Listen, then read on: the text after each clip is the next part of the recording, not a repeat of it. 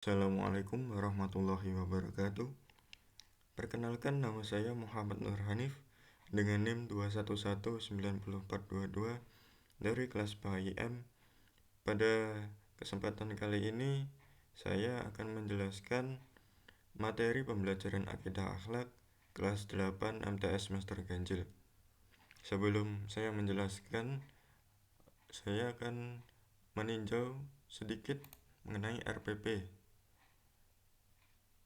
Ini kompetensi dasarnya,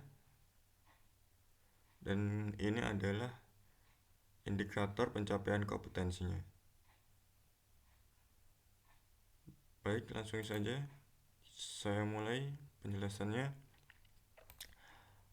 Pada materi pembelajaran akidah akhlak kelas 8 MTS semester ganjil, ada beberapa poin yang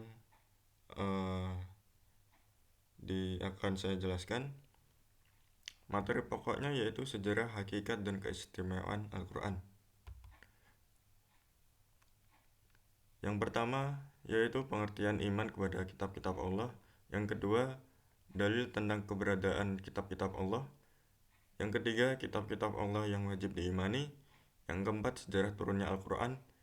Yang kelima, keistimewaan Al-Quran. Dan yang terakhir, hikmah beriman kepada kitab-kitab Allah. Pengertian iman kepada kitab-kitab Allah. Menurut bahasa, iman adalah percaya atau membenarkan. Menurut istilah, iman adalah kepercayaan yang diyakini kebenarannya dalam hati, diucapkan dengan lisan, dan diamalkan dengan perbuatan. Jadi, iman kepada kitab-kitab Allah artinya adalah percaya dan meyakini bahwa Allah mempunyai kitab yang telah diturunkan kepada para rasulnya agar menjadi pedoman hidup bagi umatnya. Hukum beriman kepada kitab-kitab Allah adalah fardu ain atau wajib bagi setiap orang yang beragama Islam. Orang Islam yang tidak mempercayai adanya kitab-kitab Allah maka dinamakan murtad. Beriman kepada kitab Allah merupakan rukun iman yang ketiga. Mengimani kitab Allah berarti kita harus mempercayai dan mengamalkan segala sesuatu yang terkandung dalam kitab tersebut. Iman kepada kitab-kitab Allah merupakan salah satu landasan agama kita. Adapun dalil-dalil tentang keberadaan kitab Allah yaitu dalam surat An-Nisa ayat 136 dan Quran surat Ali Imran ayat 3-4. Kitab-kitab Allah yang wajib diimani yaitu ada 4. Yang pertama yaitu Zabur yang diturunkan kepada Nabi Daud alaihissalam. Yang kedua adalah kitab Taurat yang diturunkan kepada Nabi Musa alaihissalam. Yang ketiga kitab Injil atau Alkitab yang diturunkan kepada Nabi Isa alaihissalam.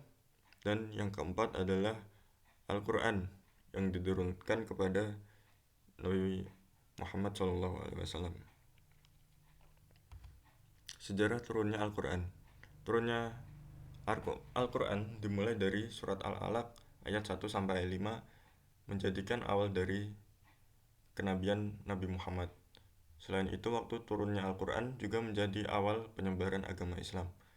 Al-Quran diturunkan dalam 2 cara, yaitu secara lengkap di malam Lailatul Qadar. Kemudian yang kedua, Al-Quran diturunkan kepada Nabi Muhammad secara bertahap. Selain itu, sejarah turunnya Al-Quran dibagi menjadi 2 periode, yaitu periode Makkah atau sebelum hijrahnya Nabi dan periode Madinah setelah hijrahnya Nabi. Al-Quran pertama kali diturunkan di Gua Hiro, sebelah utara Makkah pada 17 Ramadan 610 Masehi. Selama periode Makkah, pada umumnya ayat yang diturunkan berisi tentang akidah dan tauhid. Pada periode ini terdapat 86 surat yang diturunkan selama 12 tahun 5 bulan.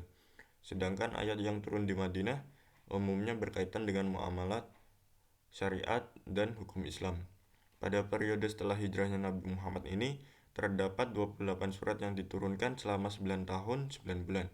Ayat Al-Quran yang terakhir diturunkan adalah surat Al-Ma'idah ayat 5. Kemudian keistimewaan Al-Quran.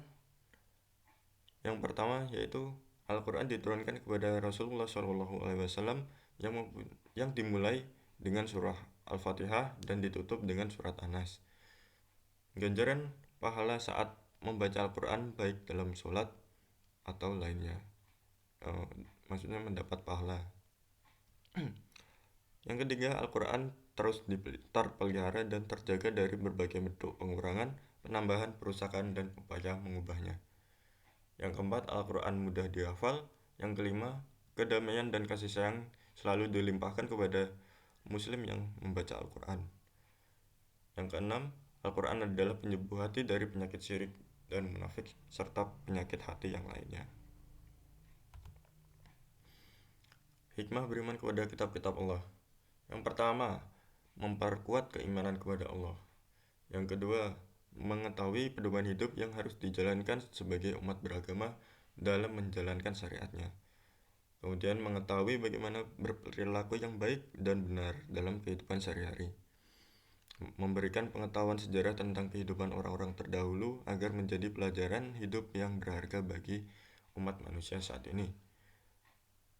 Menumbuhkan sikap optimis untuk meraih kebahagiaan dan kesuksesan dunia akhirat.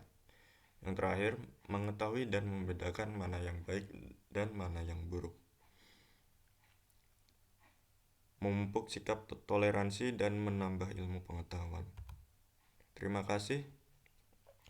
Mungkin sekian sedikit penjelasan mengenai materi pembelajaran akidah halak semester kelas 8 MTS semester ganjil. Kurang lebihnya mohon maaf. Akhiran, wassalamualaikum warahmatullahi wabarakatuh.